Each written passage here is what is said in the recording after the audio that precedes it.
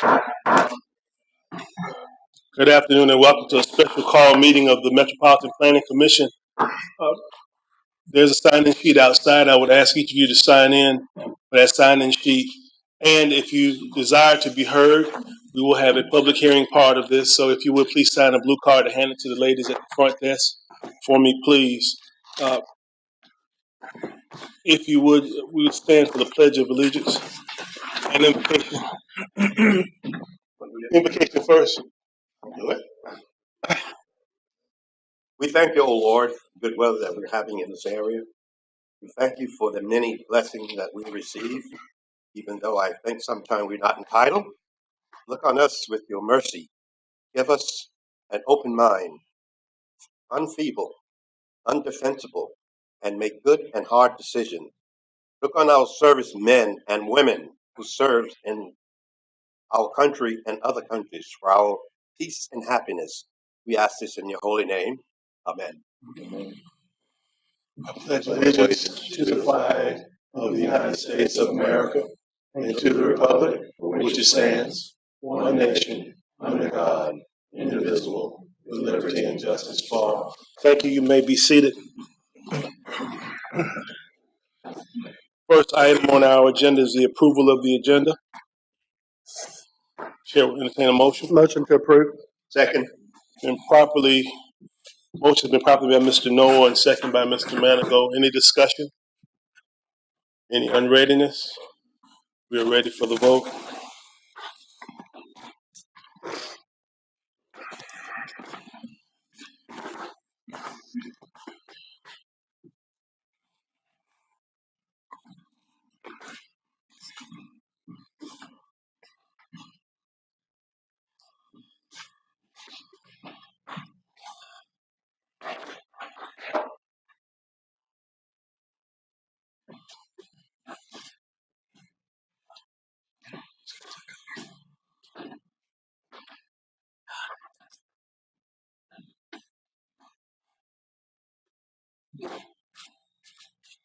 Motion carries.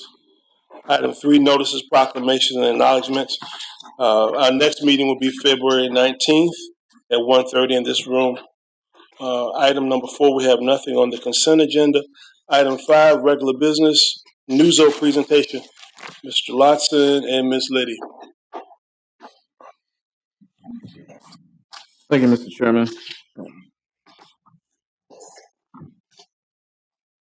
Let's see. Meeting is a little bit different, of course, from what we normally bring before you. This is a result of many long days and nights.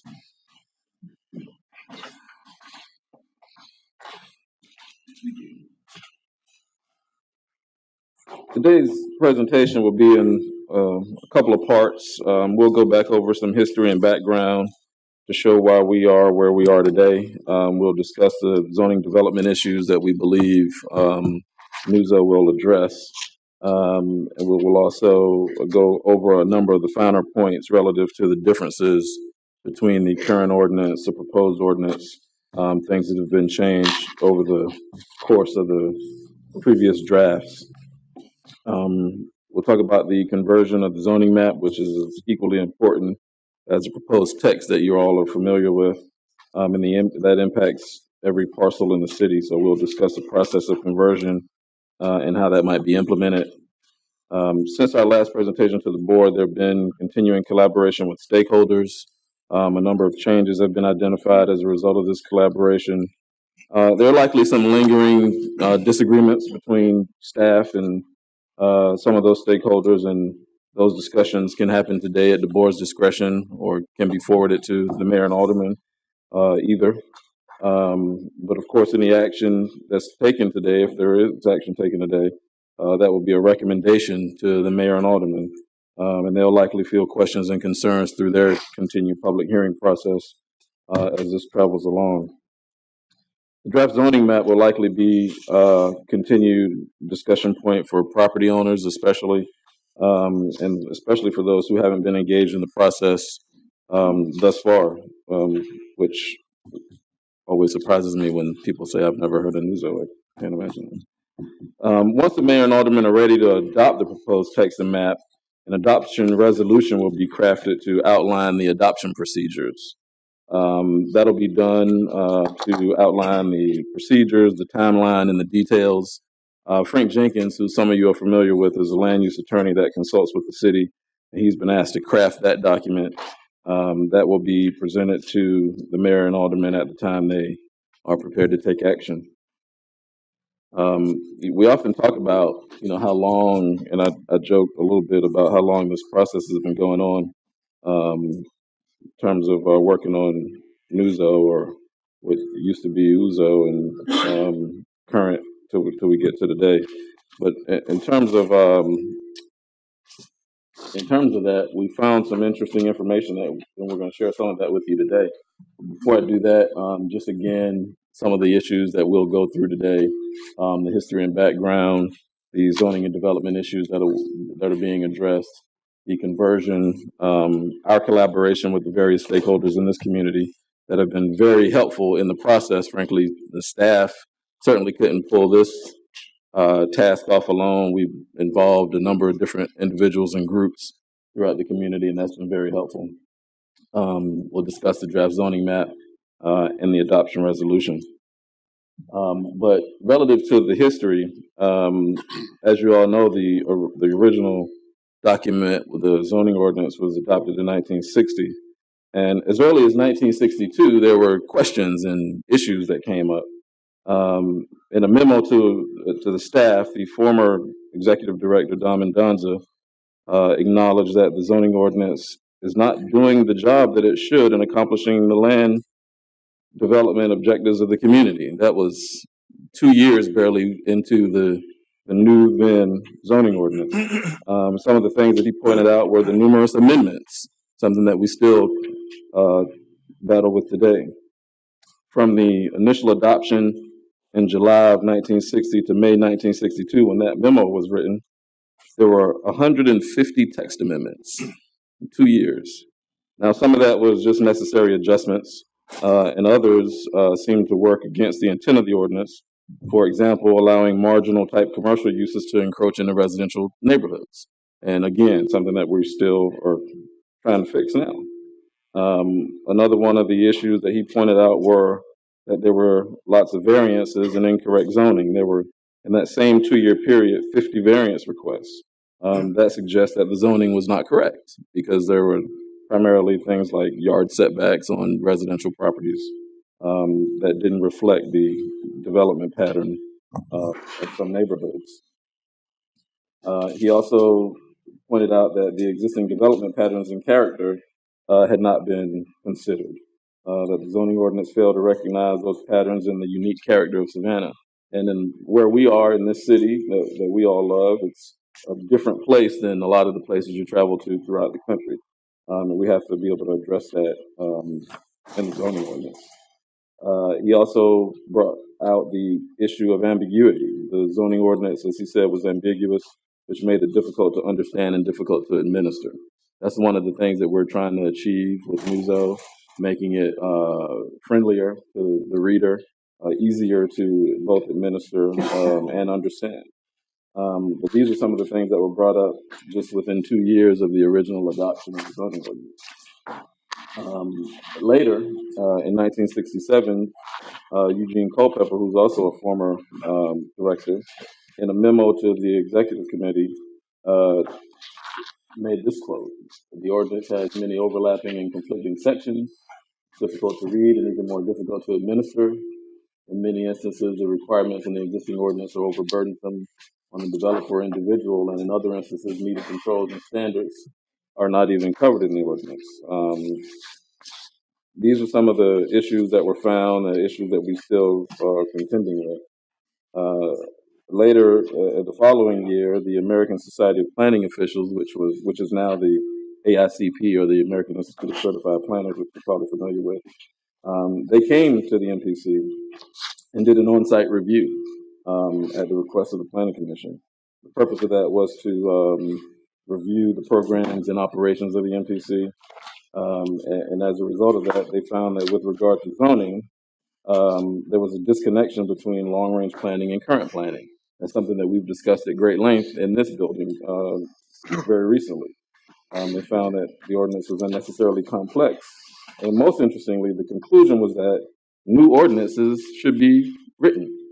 And that was 8 short years after the adoption of the original ordinance. So historically, many of the issues that professionals back then found we're addressing again today and trying to address those through Newzo. And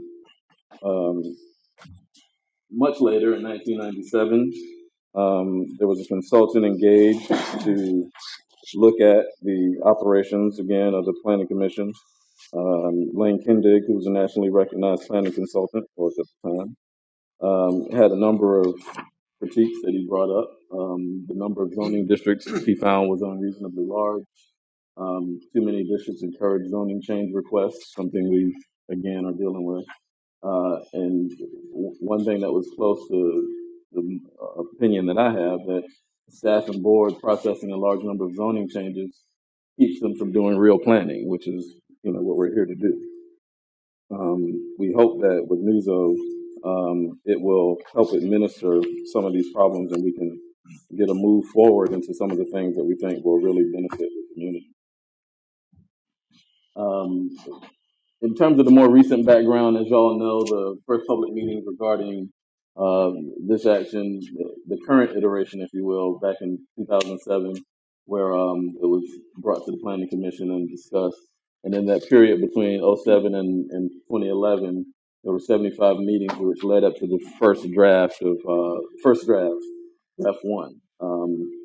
Technical advisory committees and community groups also met, and there were subsequent draft releases followed. And in that process, we had over 350 meetings in this community. Now, that doesn't do us any good, in my opinion, today, because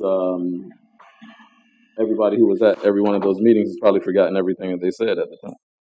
So we want to make sure that we give every opportunity for people to see and read and understand what's being proposed as we move through this process. Some of the issues, the longstanding issues that we think the Newzo addresses is reducing nonconformity, and we'll go into a little more detail on that here shortly. The reduction of requests for variances. We know, going back to the very early days of the ordinance, that the development standards for areas that are built out essentially have to mimic what's on the ground, or you'll be faced with variance request after variance request within neighborhoods, especially that already have an established development pattern. We want to reduce the impacts of incompatible zoning. We know that over time, some uses have infringed on other uses in terms of intensity and has had negative impacts on some of our neighborhoods, especially our older neighborhoods. We want to promote higher residential density where appropriate. We know that there's been a desire by the mayor and aldermen to increase density in certain parts of the city. So we want to have regulations that will allow that to take place. And also to provide a framework for improving some of our neglected communities. We've got areas that have not had planning specific to those neighborhoods. We're going to see that does change. In terms of reducing nonconformity, we know that it's substantially reduced in Newzo. We've run the numbers, particularly on residential properties, and those numbers are coming down significantly.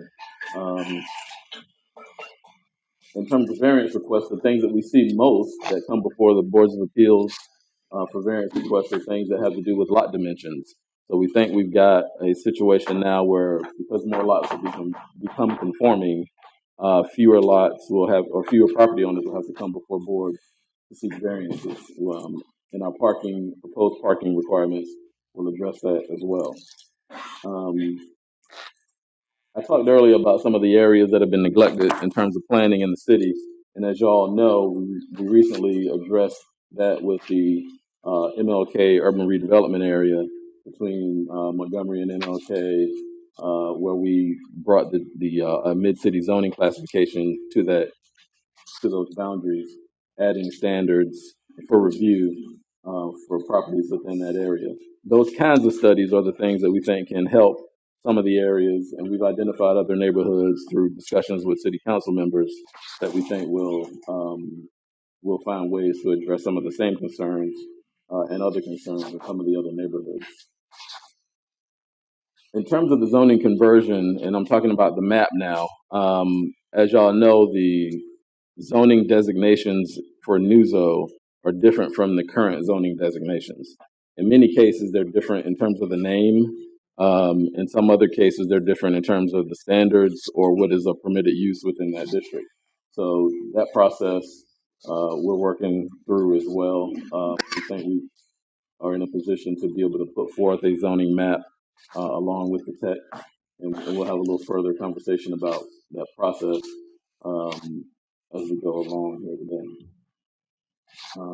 The new zoning map is part of the ordinance. It will have to be adopted by the mayor and aldermen to replace the current zoning map, and once this all is adopted, then the new text, the new map, will be the new zoning ordinance for the city of Savannah. I think before we go into some of the discussion about what we've done with stakeholders, I'm going to ask Mr. Williams to come forward and talk to you all a little bit about some of the more significant changes we feel that we've done in Newzo as it relates to development standards and some use changes.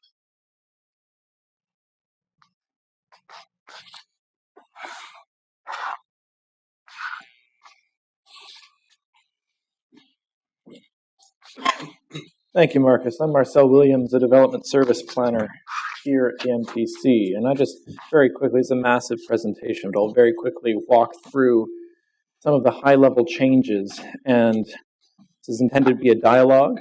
We can try to address, I know you've seen, the MPC at least has seen a version of this presented before. And if you have questions, of course, we can slow down and look at them in a little more detail.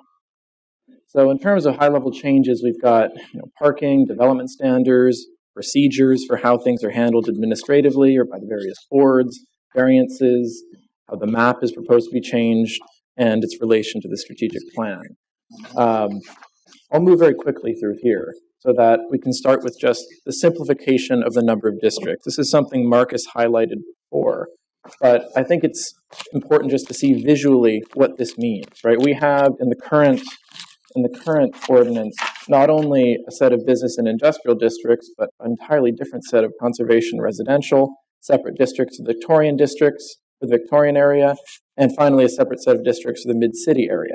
These are all consolidated into one convenient table where every district in the city is visible. So no more hunting around the ordinance for where the standards are or uses allowed for specific districts. The districts are also grouped into convenient top-level kind of categorizations compared to what you see before.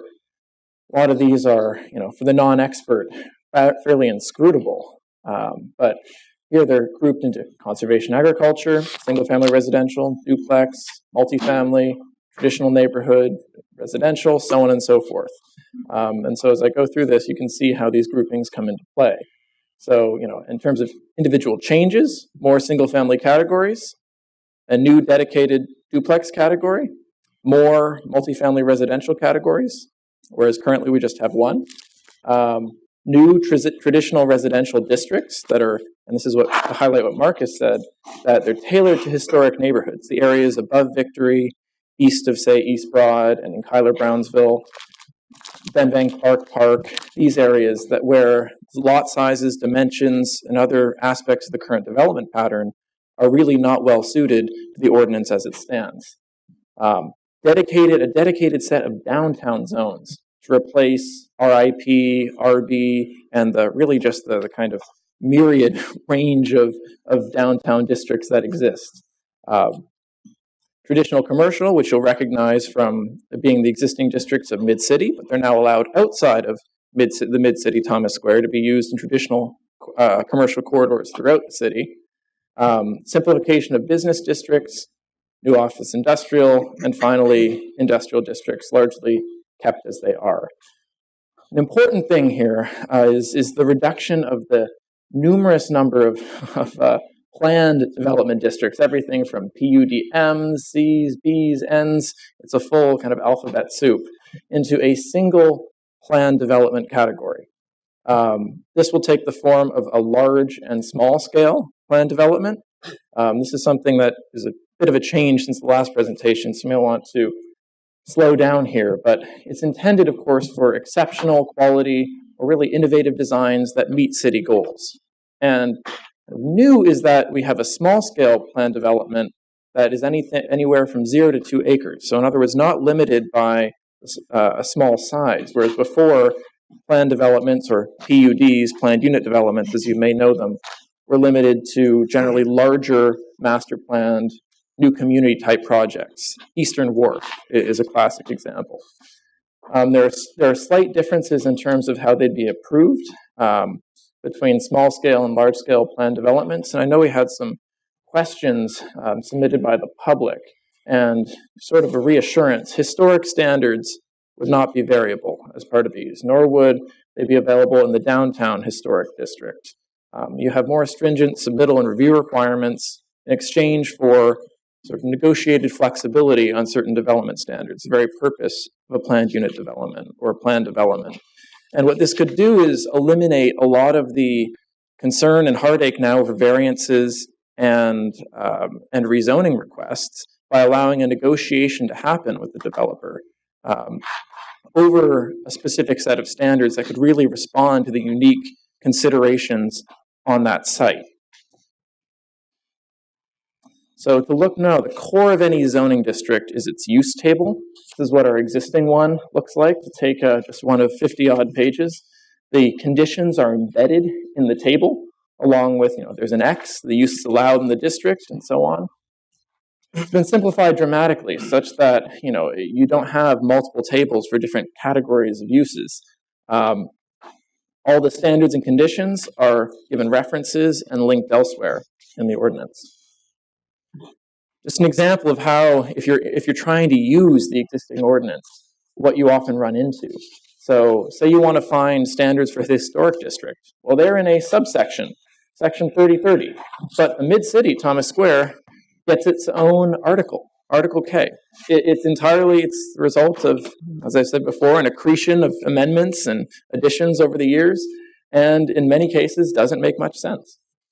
It's extremely difficult for a non-expert to make their way through. Newzo, convenient, 13 set of articles and 1 or 2 appendices. This is what the standards look like for downtown districts, for example, organized into convenient tables for all the various districts in for example, downtown. Traditional residential, you can see, you have separate standards for streets and lanes. With the idea being that if you have your access for your parking from off of the lane, then you don't need quite as much lot width to accommodate a driveway, these kind of things. Map simplification was a huge component of what we discussed. The existing zoning ordinance for the greater downtown area and Newzo, give a little more detail on the south side as well. And yes, it's still a bit of a patchwork, but in terms of these individual segments, just the often really counterintuitive mixing of nearby districts, a great deal has been done to simplify the map. Just an example, right around the Colonial Park Cemetery to our east, we'll count them, 8 different zoning districts, which I've numbered here, reduced to convenient 4. So residential, CBD, central business district, a downtown neighborhood, and a traditional commercial. A huge and maybe underappreciated aspect of Newzo is mixed use by right. So for virtually all the business districts and some of the office industrial districts, upper story residential uses are permitted. So this means that we're moving away from an era where you have exclusive business districts. And if someone wants to build upper story residential as part of a mixed use community centered development, they now have the ability to do so under Newzo. And just an example for the various business and office industrial districts, this is lot area per unit required. So there's still density standards and other things involved here, but nonetheless it's permitted. Number of other use changes. We'll move quickly through here, but as an example, distinguishes between large and small hotels, wider range of manufacturing categories, new use categories, and of course modernization of the language. You wouldn't believe what 60s language still has in many cases, referring to rehab facilities as homes for chemically dependent persons. Reducing the variances, Marcus went over this briefly, 300 in this one section of the city, just east of Waters and north of Daphne Park. You have virtually all 319 and 357 that are non-conforming. So anyone wants to do the slightest thing with their property here, put an addition on, their house burns down, they want to rebuild it exactly as it was, you'd need a variance for that. Under Newzo, only a minority in the smallest lots are non-conforming. Rough correspondence table looking at, what are the Newzo proposed districts and which they replace. And this is not meant to be an exact one-for-one, but rather more suggestive, more to look at. And I've got tons of district comparisons here. This is the appendix of the executive summary, looking at what happens to existing R6, existing R4 in terms of where they go. So I'll move through these quickly.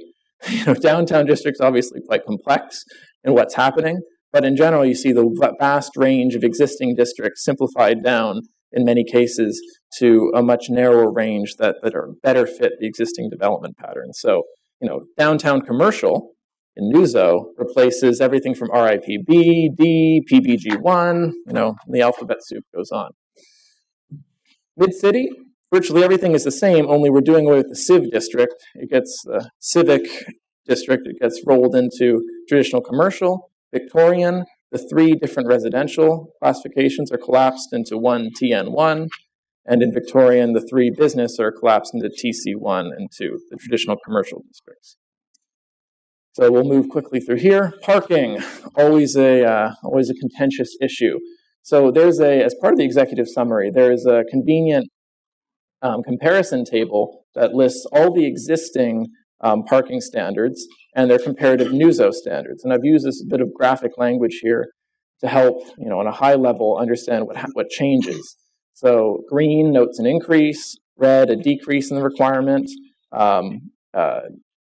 yellow is no change, and then gray would be a change in standard. For example, if you're moving from requiring parking based on number of seats to based on square footage.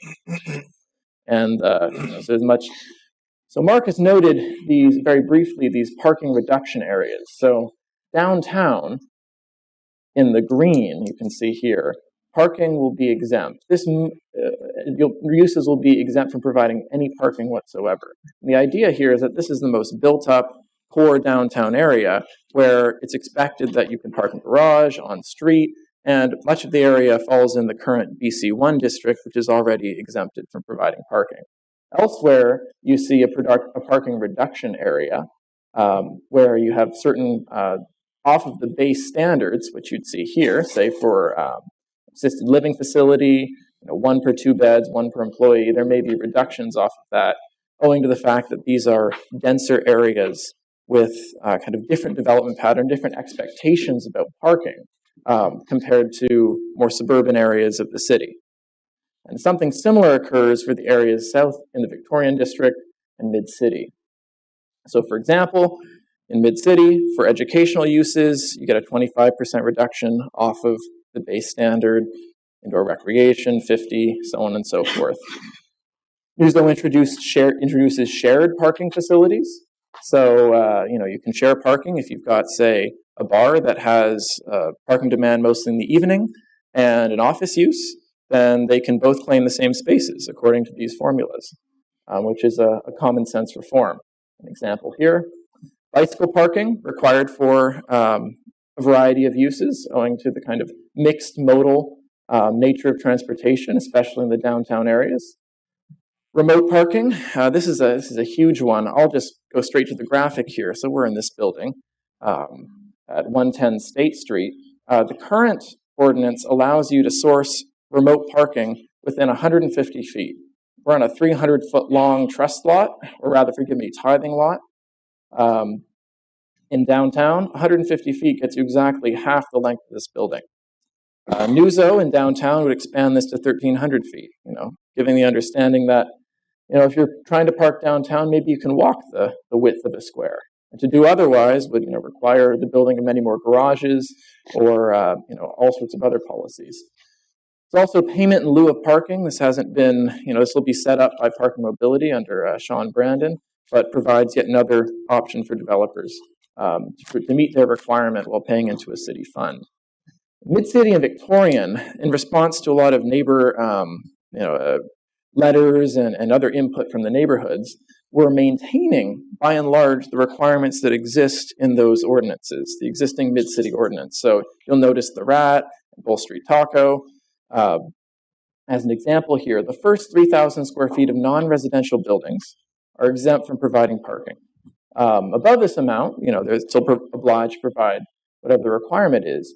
But this should really facilitate and continue facilitating the conversion of old industrial or retail commercial spaces into vibrant new uses that we all appreciate.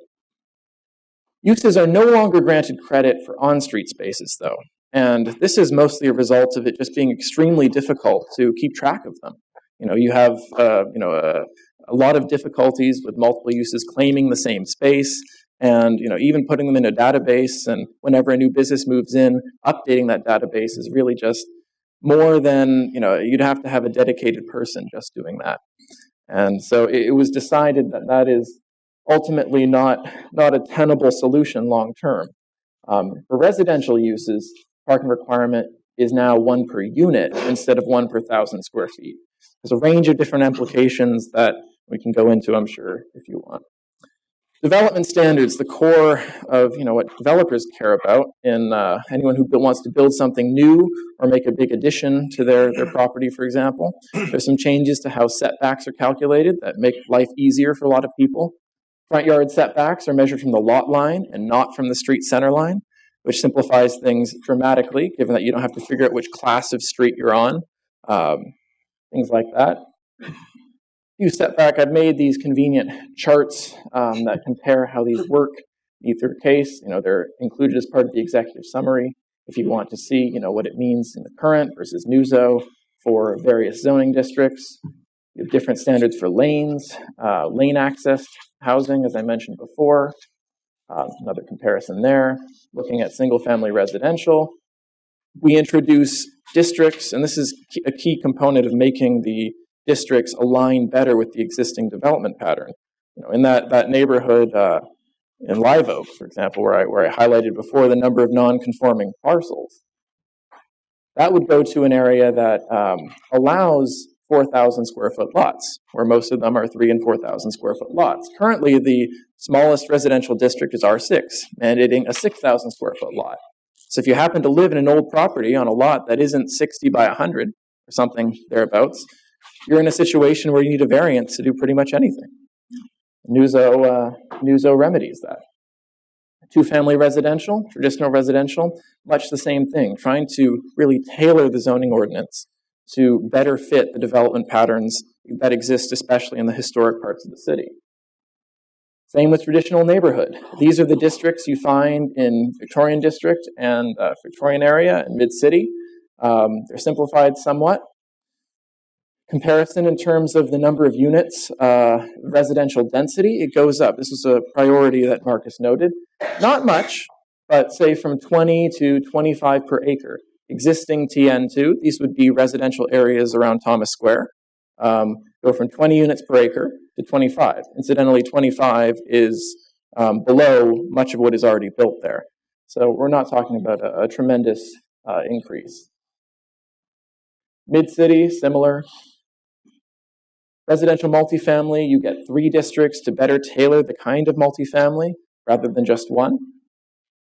More development standards. Traditional commercial, these are like the areas off of Bull Street in Thomas Square, in the Thomas Square and Victorian areas. And again, you get a slight increase in residential density. So from 30 to 35, and there's no longer a lot area requirement on upper story residential construction. So you could achieve somewhat higher densities through that. Of course, you still have to provide parking. You still have to meet your lot coverage requirements. There are numerous other things that would combine to constrain what can ultimately be built. But a lot area per unit requirement will no longer limit what can be done. All right. In terms of downtown changes, not a whole lot is affected. A slight tweak to lot width, but exemptions from lot area per unit for required development. That means is so long as you're meeting the height map, there's no, you don't need 500 feet of lot area to build per apartment in the building you have. Preservation review requirements are not affected. Office institutional, business, industrial, move quickly through here. Accessory dwellings, this is, or also known as granny flats or garage apartments or carriage houses, are often a point of interest. ADUs are now allowed anywhere in the city on residential properties, but only on lots that are 200% of the minimum size. They're limited between 400 and 600 square feet, architectural consistency, those kind of things. They're not required to be owner-occupied, which you may have seen in an earlier version of Newzo. It was decided that if that requirement was carried through, then you really wouldn't see much new construction of accessory dwellings. ADUs do remain permitted, not subject to the 200% requirement in all the historic areas, the TC districts, commercial, mid-city districts, and downtown districts. And critically, too, for many people trying to construct one of these, they no longer require a dedicated parking space. So procedures. Now, I know a lot of you have been interested in issues of public notice. There are some changes here in terms of requiring pre-meetings with the planning staff here. So when applications come in, we have a much better idea of what the applicant intends to do. And in a few cases, for map and so for a map amendment, a rezoning request, a public meeting will be required with the various neighborhood associations so that people have a much better understanding of what is coming in their neighborhood, what is intended to happen. The approval process, submitting an application, staff report, the various board hearings, and then finally approval by the mayor and aldermen all remain roughly the same under Newzo. There are some differences, though, in terms of individual tweaks to procedures. I mentioned pre-application conferences, and then for special use permits, the way things currently go is that they go before the Board of Appeals. So a special use is anything like a bar, restaurant serving alcohol, halfway house, certain dormitories, a range of uses that are considered potential daycares in certain zoning districts that are considered a little bit more intrusive and require review by a board. They're currently approved by the Board of Appeals. Now, this is understood to be somewhat inconsistent with how things should be done, since it's a zoning action, and zoning actions require approval by the mayor and aldermen. So now, under Newzo, they will go before the Planning Commission, you all, and then before the mayor and aldermen. Historic Preservation Commission is created. So this will consist of the 6 Planning Commission members appointed by the mayor and aldermen, so not the county appointees, and it will serve as basically the Historic District Review Board, but for all the mid-city, Cuyler Brownsville, and the Victorian District. So they will get their own review board consistent with what downtown has. Approval chart looking at who approves what for various types of, this is in the executive summary, of course, for various types of appeals.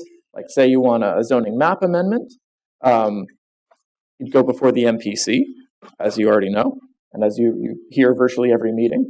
But if it's a zoning map amendment to downtown, it would also go before the Historic Review Board under Newzo. If it's in mid-city, it would go before the Mid-City Streetcar, Thomas Square area.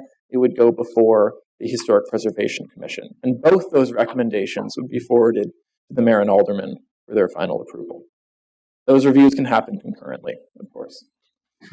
Review standards change a little bit. So, for a rezoning application, community need, under Newzo, and then under the existing one, proximity to a base, installation, or airport is now a key consideration, key criterion for consideration of a rezoning request. That's a notable use. And there's less emphasis put on the mix and intensity or type of traffic that will be generated, which is really more of a kind of planning ideology linked to many decades ago. Variances, standards for variances change a bit. They're more consistent with how variances are handled for the historic districts, now that those standards are used for approving variances regardless. Density variances will be formally prohibited, so that gray area will no longer exist. Height map variances will be prohibited, which for some people who live downtown will be reassuring. As currently written, the ordinance expands the authority of the Historic District Board of Review and the Preservation Commission, Historic Preservation Commission, which will be created, to grant dimensional, lot coverage, height standard, these other kind of variances, which are, as you're aware, currently just granted by the MPC. So this may need to be further refined as it's handed off to council, but that's what the ordinance currently reads. And these are the individual pieces. Finally, signs. I should note that there's the sign standards. If you've ever had the pleasure of consulting them in our current ordinance, are an absolute labyrinthine mess, if I may use that term.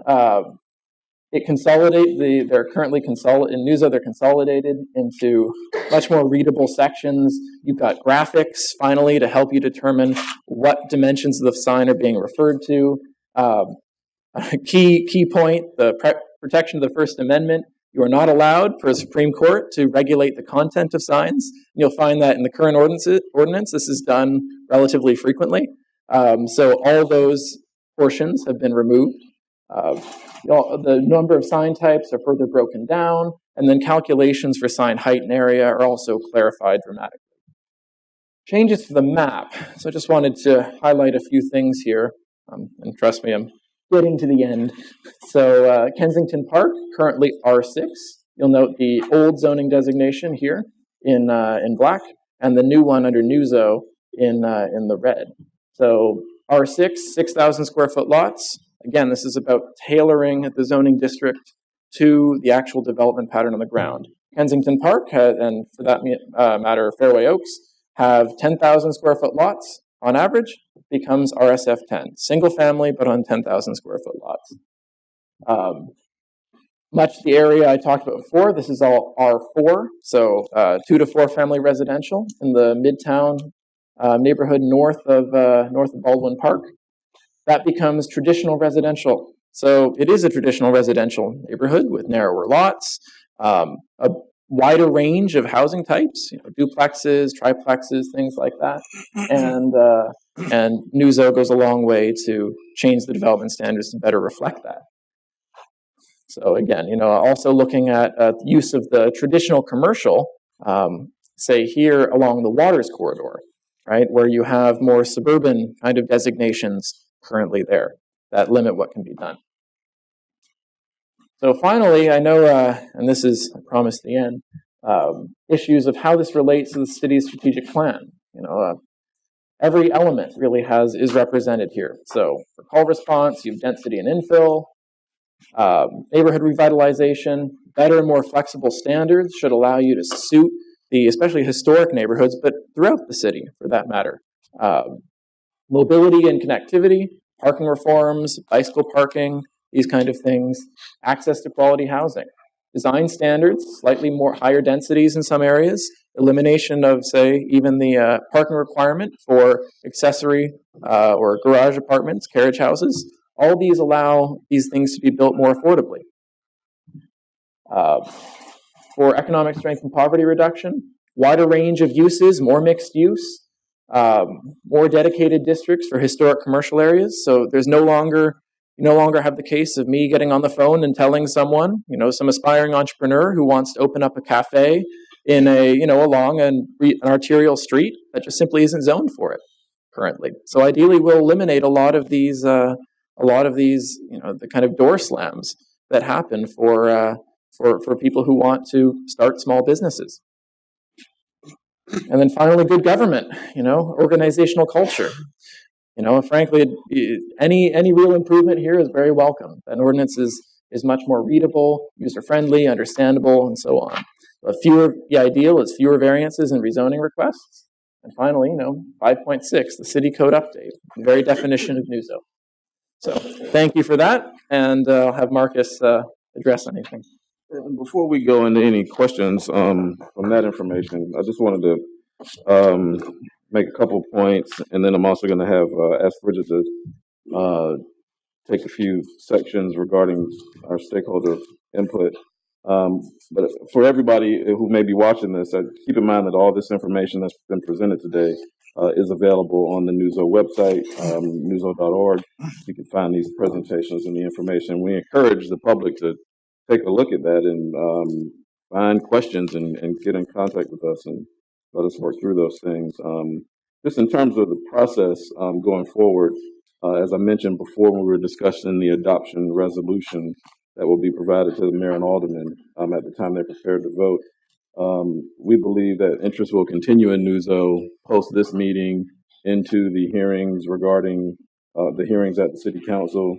And with that, in conjunction with an effective date being established at the time the mayor and aldermen do vote, there will be a time period between when the city votes on this and when it goes into effect.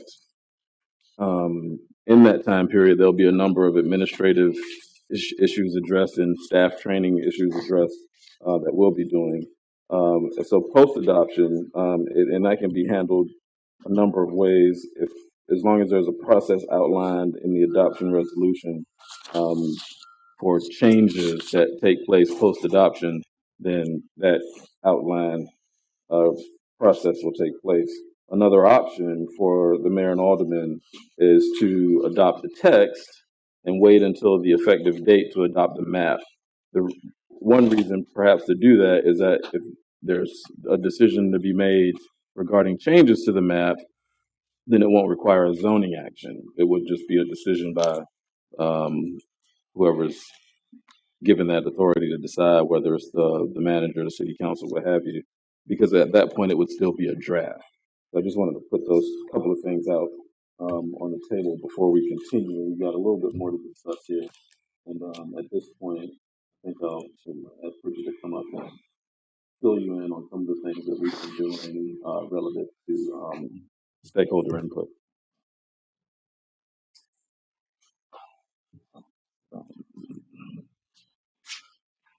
So I'm just going to go briefly through some of the stakeholder collaborations that we've had. Many of you all are familiar with these efforts, but I just wanted to make sure that we reiterated them as we're kind of heading down the final stretch of this, at least we hope. So we had several, over the last year, 2018, we had several times where we released drafts of the document. This was based on a lot of public feedback that we've received from several stakeholder groups that we've met with. I'd like to recognize the Chamber of Commerce for really working with us and getting out there to contact a lot of these groups. They did a fantastic job in making those connections, and just wanted to say thank you for that. So these meetings we had, this doesn't include the numerous emails, phone conversations, personal meetings outside of, meeting schedules, talking to people in squares.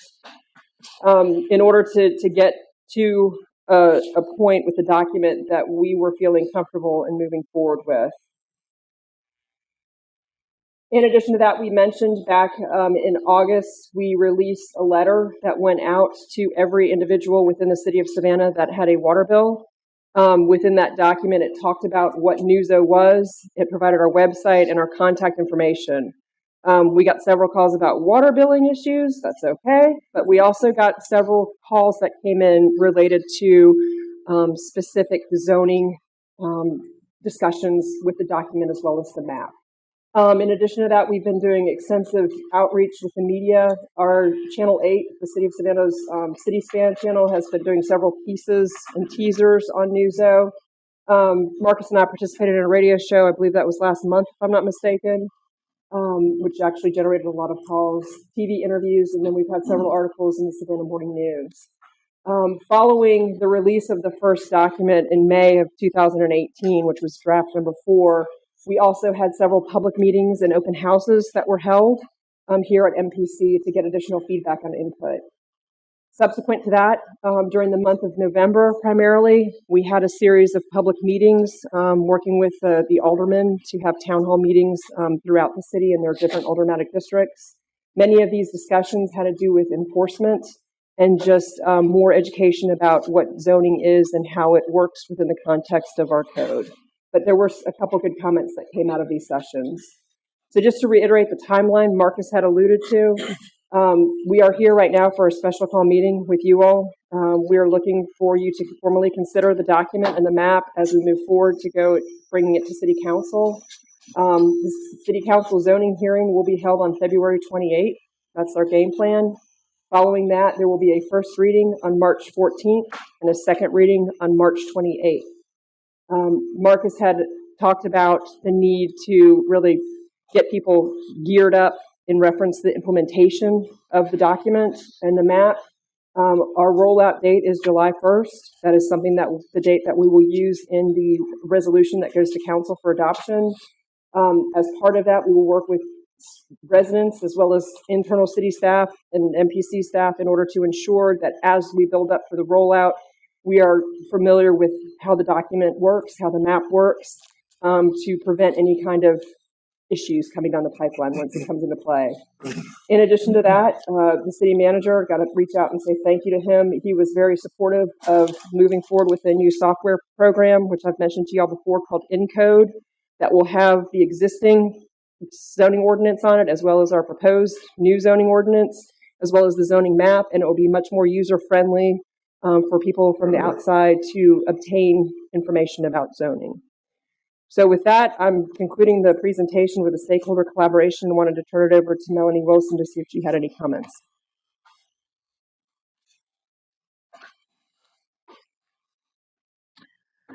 I'm not going to say very much. I just want to thank the staff, both the city staff and MPC staff. And there are a lot of people that participated in putting this document together, some who are not here with you today.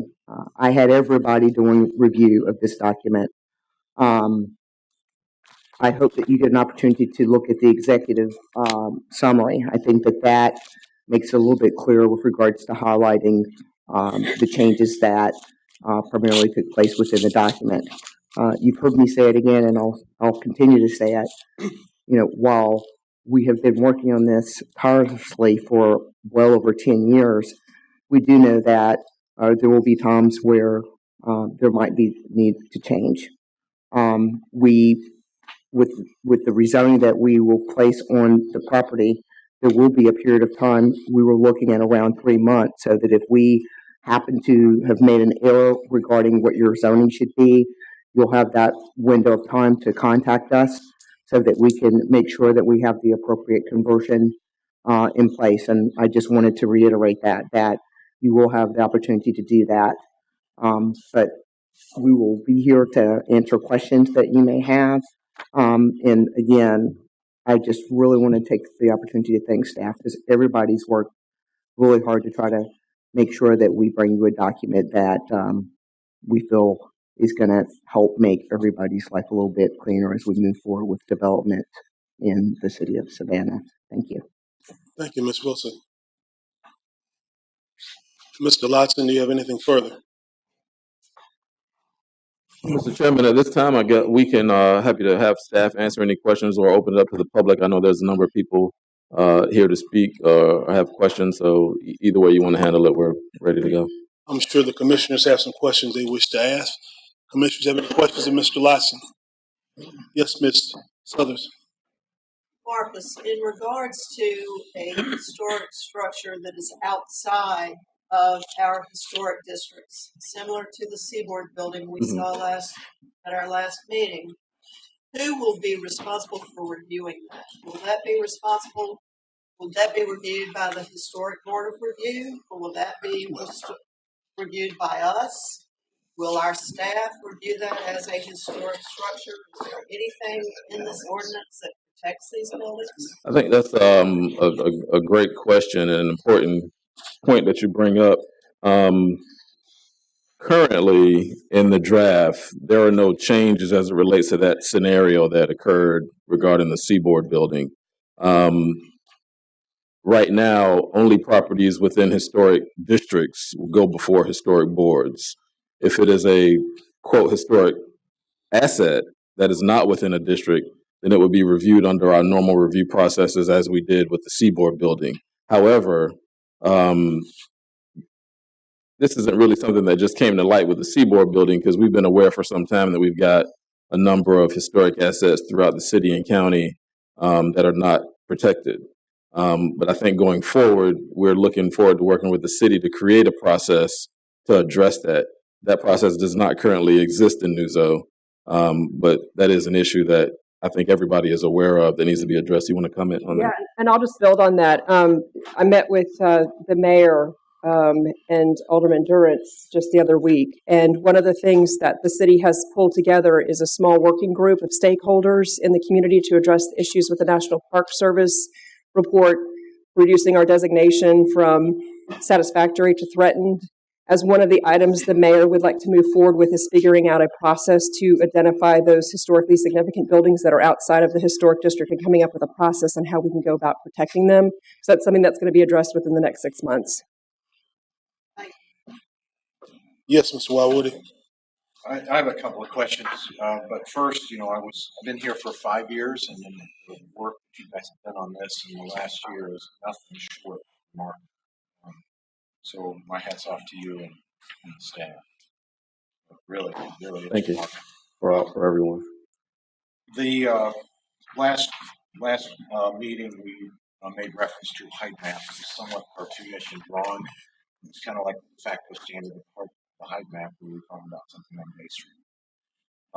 And in a bullet point here that I noticed there was something, some various changes introduced by Newzo. And I know you don't have this document memorized, but one of the bullet points says height map variances are prohibited. What is the de facto standard for the height map? Where do we go to and say, okay, this is the height map that we're living with, and we will not deviate? Well, the existing height map is part of the historic district ordinance. So that map will be carried over, into Newzo. So the map. Is that the map, is that the map that was shown last week or last meeting with, that shows the various heights of yes. So yes. That's the goal. And that was a piece that we pulled out for exhibition and for that meeting. But the actual map, if you go into the historic district ordinance, you'll see the height map there. It's also available on Sages. But yeah, the existing height map, which identifies each property within the historic district, within the boundaries where the height map applies, shows the height for buildings on that particular parcel. So there's that bullet point where it says no height map variances are prohibited, where it says that. And then the next bullet point that says expanded authority to the Historic District Review Board and the Historic Preservation Commission grant dimensional lot coverage and height standard variances. It seems as though there's on one bullet point. And you do have areas that are not governed by the height map. That's exactly what that refers to, which is outside of the area governed by the Historic District height map. The Historic Preservation Commission, in this case, would have that authority. So Mid-City, Tyler, Victorian. All right, thank you. Yes, Mr. Hernandez. Real quick question. Mr. Lotson, if Yes, you sir. can help me understand something. So we'll have multiple boards conducting historic reviews. We'll have the Historic Board of Review and a Historic Preservation Commission. Yes, sir. Under the proposed language, the existing Historic District Board of Review will still have purview over the Savannah Historic District. The proposed Historic Preservation Commission will have purview over the Mid-City neighborhood, Cala Brownville, and the Victorian District. Can you explain the rationale behind that? Those other historic districts, those three that I just mentioned, are not currently governed by a Historic Preservation Commission, which they're required to be. New construction in those areas are currently being reviewed by the Planning Commission, and in order to become consistent with state regulation, those neighborhoods should be being reviewed under a historic board. We did have a lot of discussion about how you do that, whether or not it become the existing review board, take those cases on, whether we create a brand new board. There's a lot of ways to skin the cat, so to speak, but this is the option that we've brought forward. So I think you were thinking about the very same things that I'm thinking of, that we've got multiple historic review boards and there just might be some confusion. Would it, for efficiency's sake, just have one board responsible for historic review?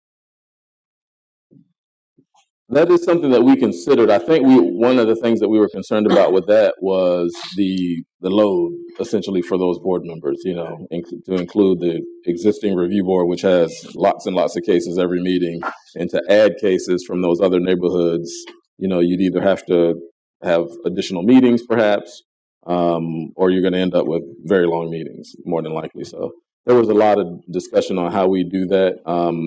I think what we've proposed so far is as streamlined as we've been able to come up with so far. But of course, that is something that we can continue to consider in terms of the operation of the board, so to speak. Mr. Cook? Yeah, when you refer to the height map, you're referring to the Chadbourne study, right? The map that came out as a result of that, yes, sir, the historic district height map. And so this will prohibit any bonus floors for the height map? Well, it doesn't. The language that Mr. Wildwoody was addressing was not about bonus floors. This was about variances to the height map.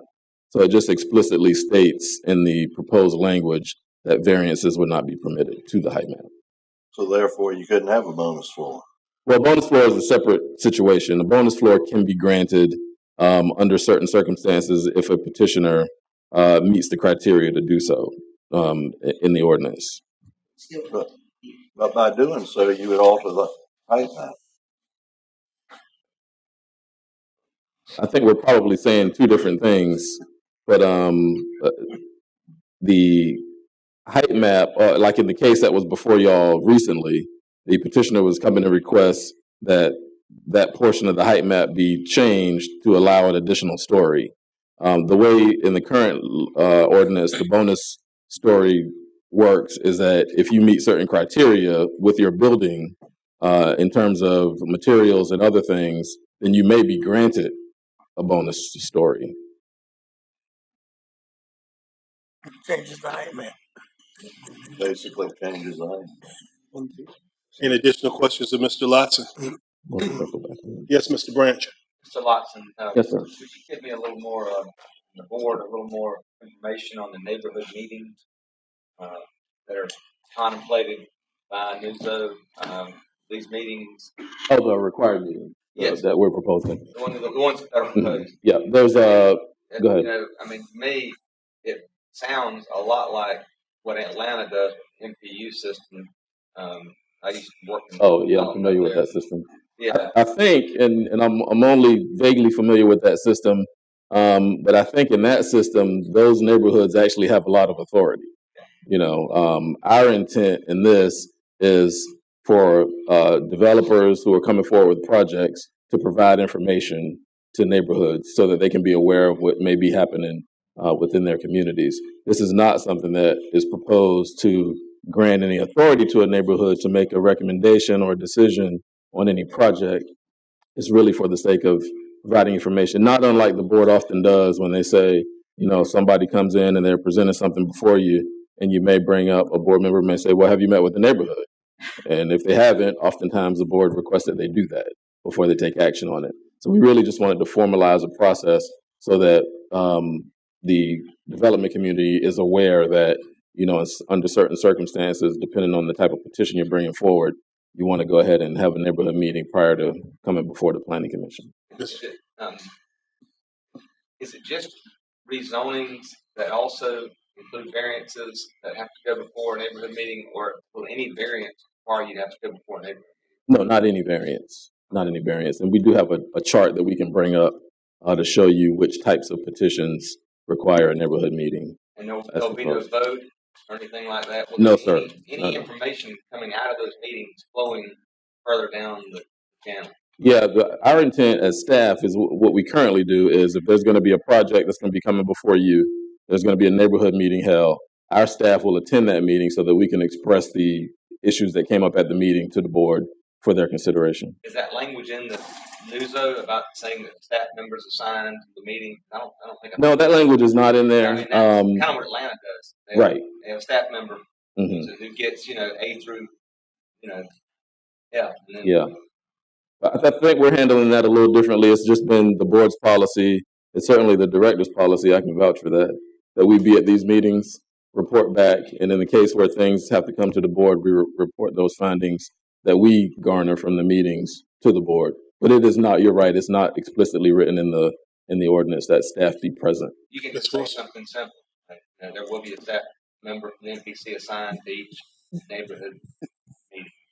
Ms. Wilson? If I may, the sole purpose of this is basically if there is a neighborhood meeting that staff would attend, staff would not be doing any presentations or anything of that nature. So, we basically want to keep it simple. The only reason that staff would be at the meeting is to hear what the people in the community have to say about the proposal that is coming forward from the developer.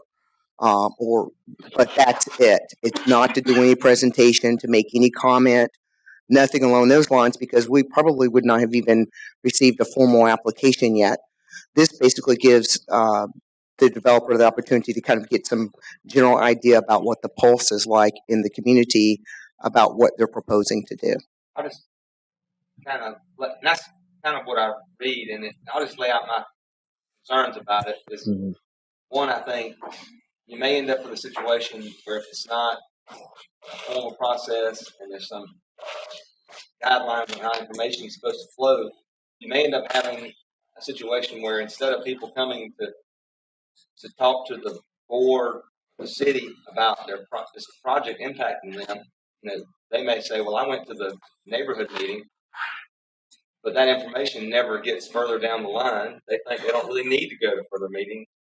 So, you can meeting somebody to death. So I just think that unless we have really a defined purpose for having the neighborhood meetings, I think we should really think about whether we need to add that additional. That's all I have to say. Ms. Milton? Right now, currently, and again, I've been here for 10 years, and I think y'all done an awesome job. But that's currently not required, right? That's correct. But it's going to be required with the Newzo. Yes. And my concerns are what do you think the reaction of the developers is going to be? Well, I can probably tell you with pretty good certainty that in general, developers want fewer meetings, not more. However, it's our opinion that we have to balance the wishes of an applicant that's going to come before y'all with the people who live in the area that they want to develop. So it's not every case where a meeting is required, but in some of those circumstances where we think the thing that's being asked can have significant impact, then we think it's important on the front end to have those meetings. I mean, this has really been sort of a board unofficial policy for a long time that, when there are things of significance, it's important to reach out to the area property owners and residents. When will that go into effect?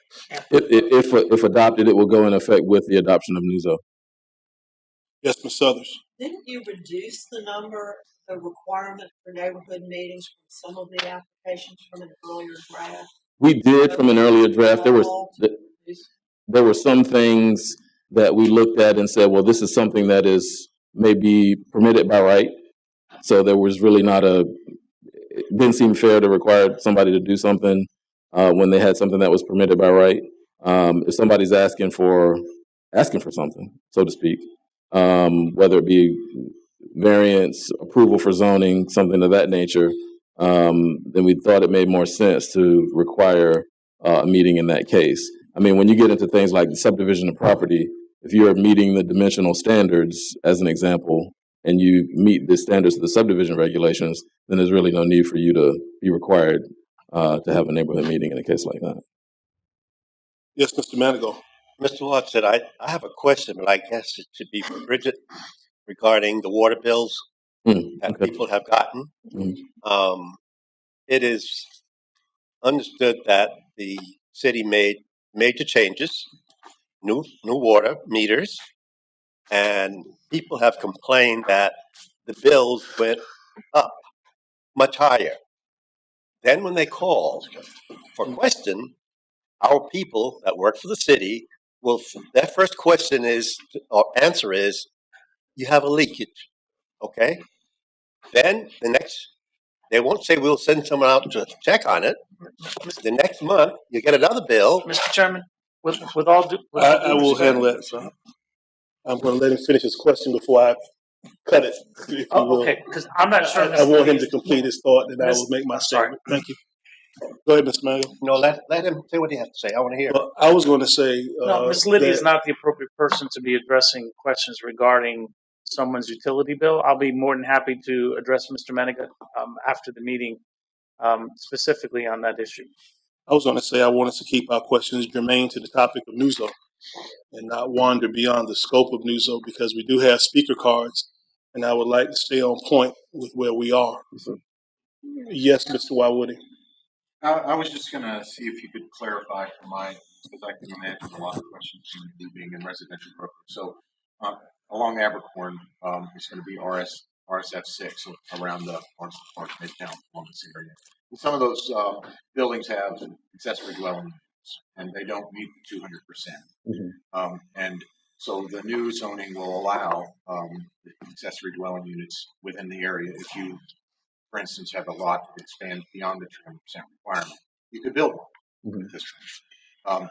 But those that exist that do not meet that 200, that are not in the TC, TND, and R1 districts, is that non-conforming use?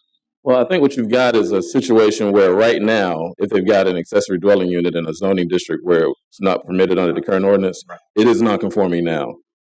If once Newzo is adopted, based on the requirement for the 200%, it would still be non-conforming, but for a different reason. And subject to all the non-conforming requirements. Yes, that's correct.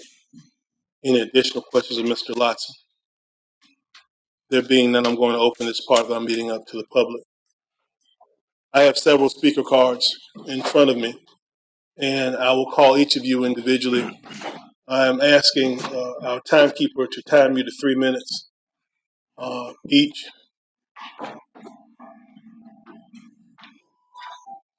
My first speaker card is for Mr. Daniel Carey. Mr. Carey, if you will come forth, state your name for the record, please, sir. And you have 3 minutes. Thank you, Mr. Chair. Daniel Carey with Historic Savannah Foundation. I was hoping I'd be 8th or 9th or 10th, but I'll be far less than 3 minutes. I think I really just had a question, and I apologize for being a little late. My interest, maybe it's a concern, but my interest is primarily with respect to the makeup of the commission, the number of the Historic Preservation Commission, the number of commissioners, their qualifications, our expectations of them in terms of their capacity to serve and expertise and so on. So I think it was really just that, and that was pointed out to me by someone who I hope will address it in more detail later in the speaker line. Okay. Thank you. Any questions, Mr. Carey, quickly? Thank you. Did you want to comment, Mr. Lotson? Ms. Liddy? So we're aware of the concern. Currently, what the composition of this proposed Historic Preservation Commission will be are the 6 appointed members from the city of Savannah who currently serve on the MPC Commission.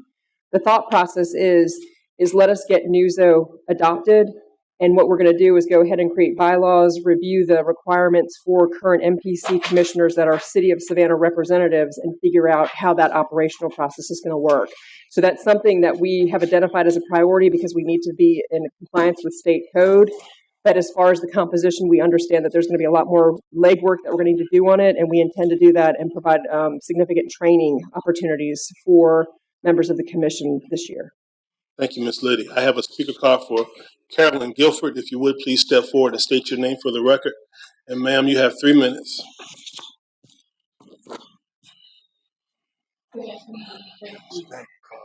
My concern is, I was wondering, I don't know, if there's any State your name, language. please. Carolyn Guilford. I live in the Victorian district.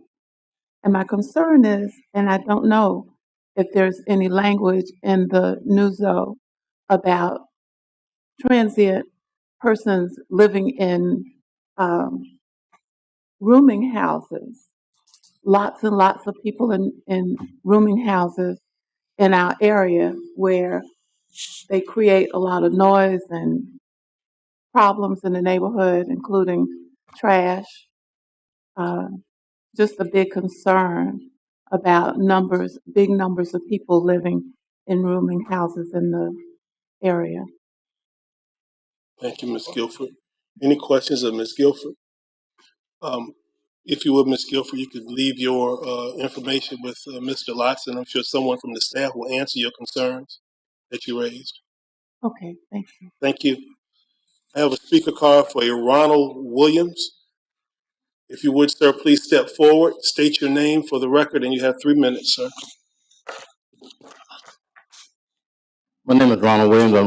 Right now I'm the president of West Savannah Community Organization, and my issue is the overlay zoning. In fact, overlay is supposed to handle the density of alcohol in impoverished neighborhoods and neighborhoods where I live and on the Montgomery Street area. And I don't hear anything about, the zone. I mean, as far as the number of alcohol establishments, seem like they still have an alcohol establishment, moving to the area. And these are mainly concerned about convenience stores. In our area in West Savannah, 1 mile radius, we have 13 establishments that sell alcohol, and that's a lot of alcohol for our area. We have an epidemic out there with alcoholism. When I see people getting up in the morning, 7 o'clock, when they're able to sell alcohol, the first thing they're going to buy is alcohol. And we just want to eliminate the number of alcohol, not eliminate the number, but stop the saturation of alcohol in our area. So I don't hear anything going on with the overlay. And I want to thank Mr. Hernandez for bringing that overlay up, because this is the first time the city ever had anything to do with an overlay. And the overlay is supposed to reduce the number of alcohol establishments in an area. Mr. Lotz, you wish to address that? Yes, Mr. Chairman. Thank you, Mr. Williams. We didn't really discuss that specifically in today's presentation, but as you all will recall, last year and year before, the city of Savannah made a number of zoning changes in establishing overlays that were alcohol density limiting overlays on several corridors throughout the city. Those overlays will be carried over into the new zoning ordinance and the new zoning map. So the existing overlays that have been adopted by the mayor and aldermen will be carried over. And I would say that to Mr. Williams' point about some other areas that may not be covered by overlays, those are the decisions that will have to be made through the zoning process with the neighborhood working with the city to establish those things if they choose to do so. But I think we did try to address some of those concerns relative to those uses through zoning changes that we're proposing in the draft map. But I just wanted to make sure that everybody was aware that the existing overlays are staying and they do carry over forward with Newzo. And I would also suggest, Mr. Williams, you contact your alderman and let your alderman know and be aware of your concerns as well. Thank you. Thank you, sir. I'm sorry, any questions of Mr. Williams? Thank you, sir. Appreciate that. George, if you would please step forward and state your name for the record. Good afternoon. I'm George Fiddler. I'm Director of Engineering for the Savannah Hilton Head International Airport. The airport must deal with the balance between tall structured developments near the airport and preserving the airport's air service capabilities. If new obstacles are introduced in the departure path of aircraft, the aircraft must climb on a steeper gradient to avoid the new obstacles. They can only do this by removing fuel or cargo or people. That can affect that's called a weight penalty, and that can affect the airline's ability to provide service to our airport to the degree that they can even pull out certain flights or pull out of the airport altogether. So all we're asking is that the airport be in the review loop for development near the airport so we can provide our coverage, which we do now anyway. But we'd like to have it formalized because neither the airport nor FAA have any authority to do anything off the airport property. But Planning Commission does. If you'll put this in your ordinance, then that will allow us to have a seat at the table. That's what we're asking for. Any questions, Mr. Fedler? Thank you, my friend. Now I have prepared a map for you. Well, I got a bunch of maps, but I prepared a map for you to put in your ordinance. Thank you, sir. I have a speaker card for Virginia Mobley. If you would, please step forward, state your name for the record, and Ms. Mobley, you have 3 minutes.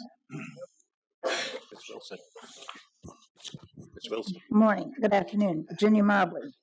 Article 2.5.3, the Preservation Commission. As it reads now, the members of the Planning Commission will be appointed by the mayor and council. They do not come from the communities that are represented. Right now, you have 5 historic districts that can be reviewed. And you had 2 more, another one announced this morning with 2 waiting in the wings. No representation from the people that are there. I would like to see the word shall be returned, in Article 367111, the action of the mayor and council.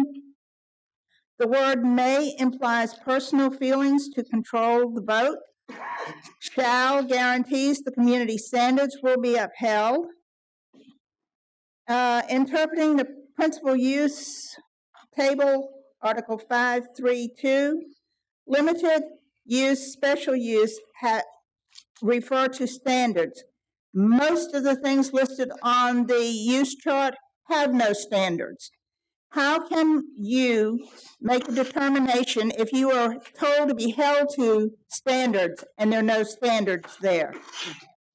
The TN1, TN2, TN3 are primary residential classifications and are intended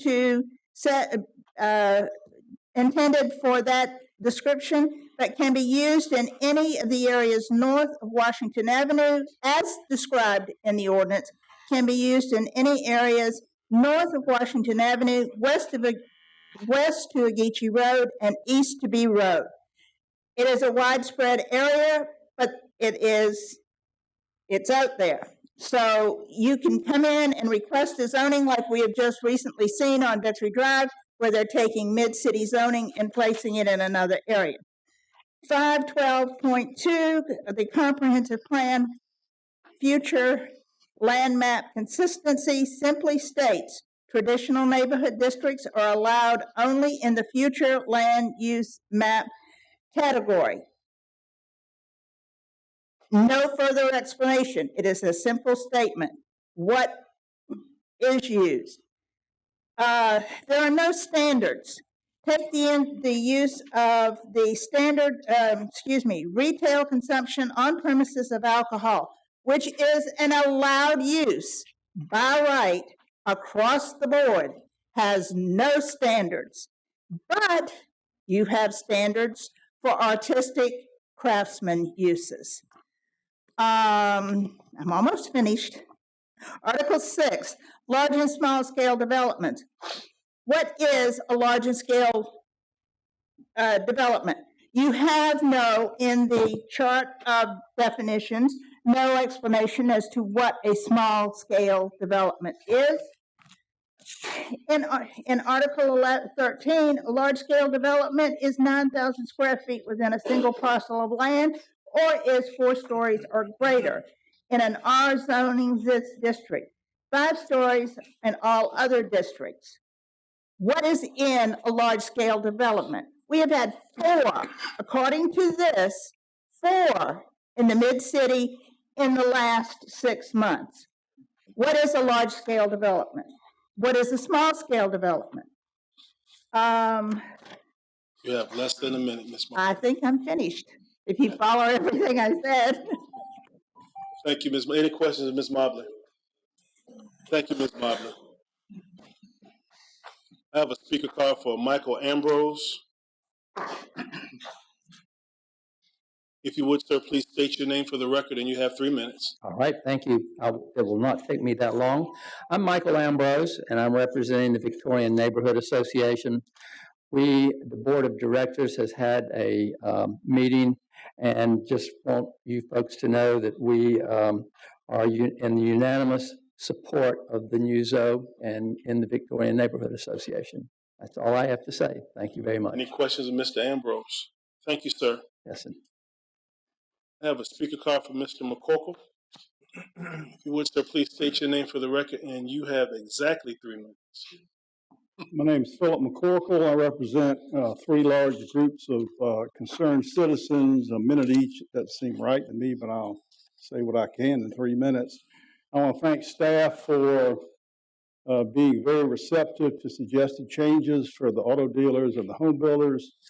Made a lot of progress. The reason those gentlemen aren't here today, ladies and gentlemen aren't here, is because we made so much progress. Yep. They remain concerned about Article 3, as do I, is to review the administration of the ordinance. We got that 20 days ago. It's the most important thing in the ordinance. We got Article 3 20 days ago. I reviewed it seriously for the first time yesterday morning, and it is full of dangerous and unknown procedures. If we railroad this ordinance through the city council without changes, then there's going to be a firestorm of opposition. So I would urge the staff to continue to meet on these issues that are raised in Article 3. The development plans need work. The plan development is of great concern to me. I don't even understand what it's saying. The interim protection when an area is being declared for historic designation is of concern to me. I think it's a taking of property. The entire process of approval is timeless.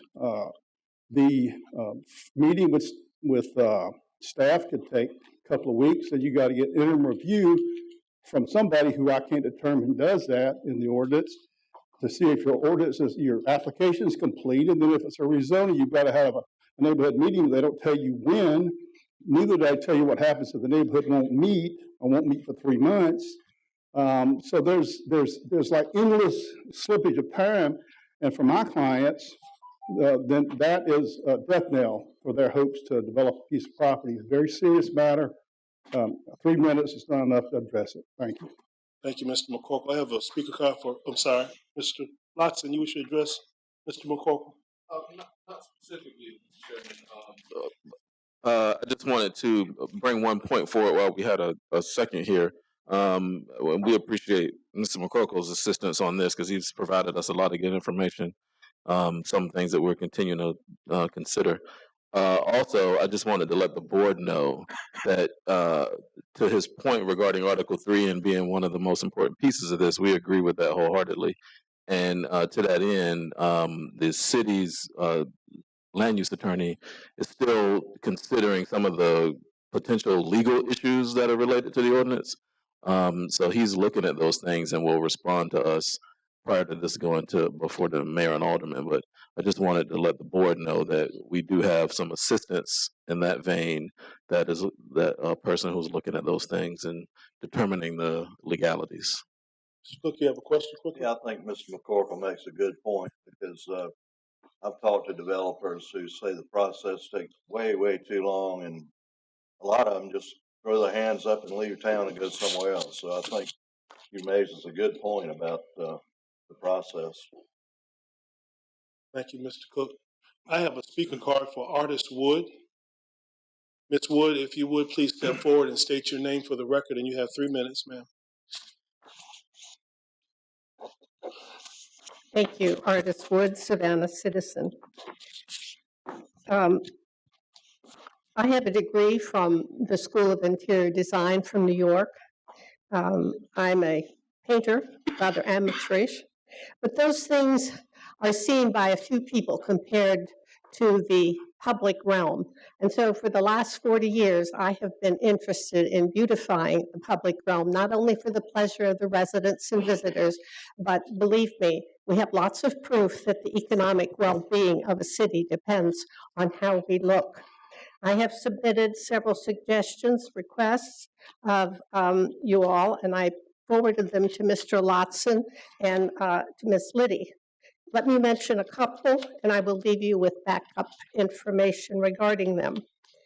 I'm suggesting on behalf of Scenic America, our local chapter, Scenic Chatham, of which I am co-chair, that no more than 50% of a front lawn or some amount thereof be of impervious material. There's a house, for example, in a residential area on Columbus Avenue that has 100% of just cement and 3 garages to enter and a cut through of the curb. This is not appropriate.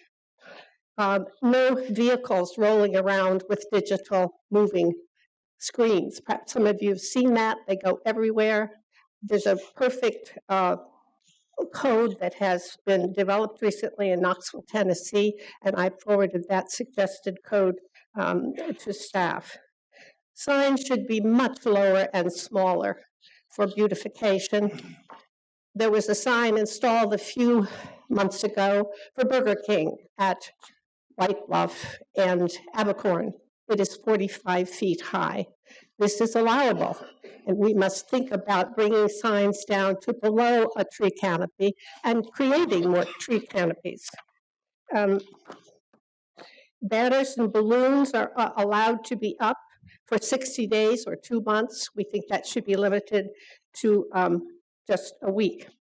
And finally, we believe that like 1,500 other cities in this country, that no new permits for erecting billboards or the movement thereof should be allowed. And a sunset law should be considered to eliminate the 13 grandfathered billboards in our historic districts. Thank you. Any questions, Ms. Woods? Thank you, ma'am.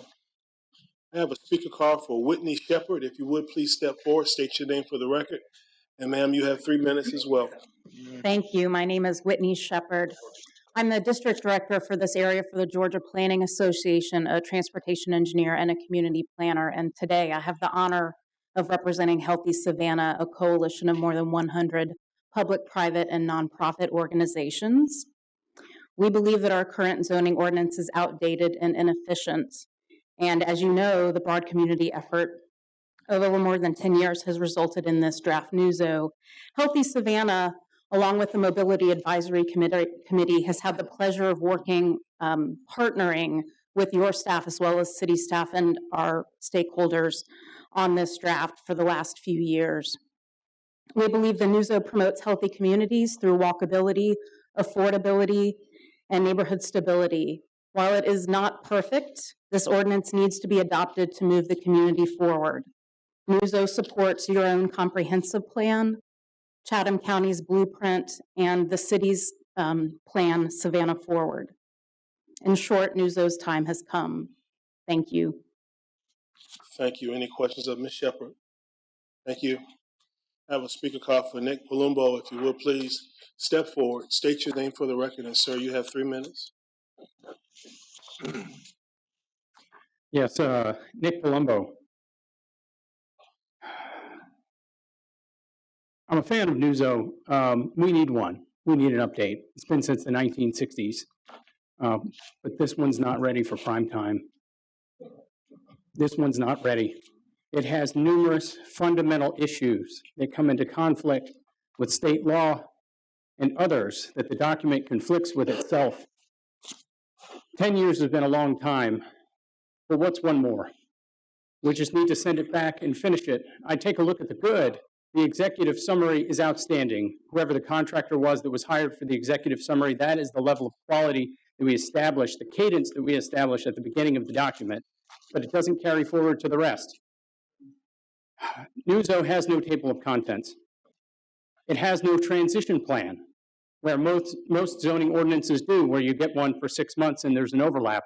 This one doesn't have it.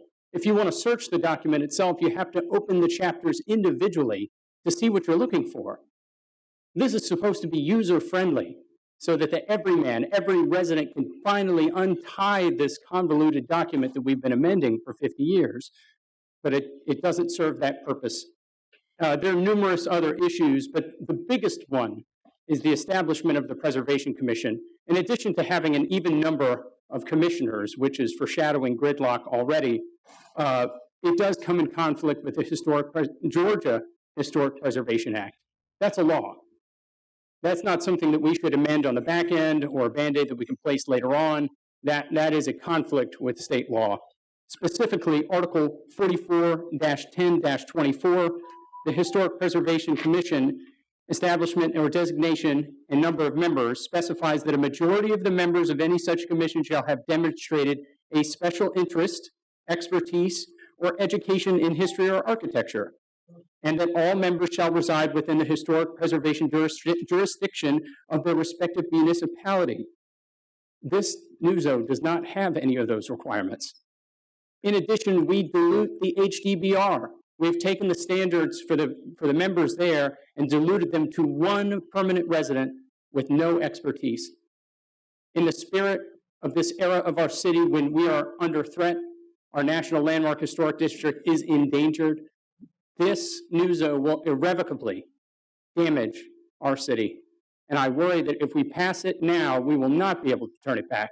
There's no transition in place to undo it once we do it here. So it's almost done. We just need a little more time with it to get it right. Specific issues. You have less than 5 seconds. Thank you for your time. Any questions, Mr. Palumbo? Thank you, sir.